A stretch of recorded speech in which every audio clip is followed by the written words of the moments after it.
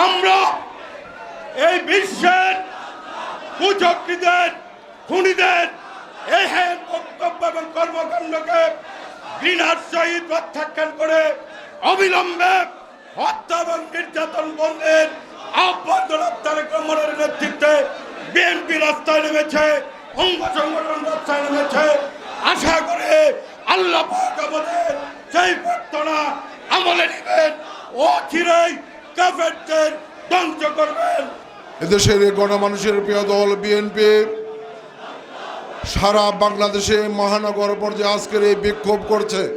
গাজা এবং রাফায় মুসলমানদের উপর যে নৃশংস হামলা হত্যাকাণ্ড মানবতা বিরোধী অপরাধ চলছে, এই অবস্থায় শতকরা 90% মুসলমানের দেশ এই বাংলাদেশের মানুষের যে প্রাণের স্পন্দন বাংলাদেশ জাতীয় দল বিএনপি বসে থাকতে পারে না।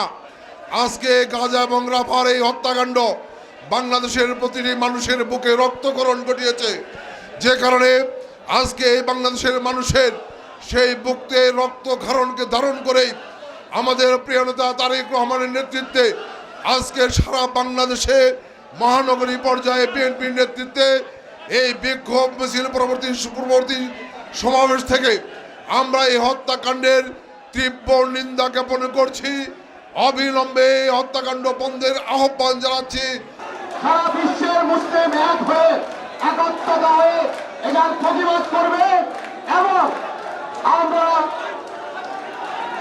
এটার বিরুদ্ধে যুদ্ধ ঘোষণা করব সারা বিশ্বের মুসলিম একত্রিত হয়ে।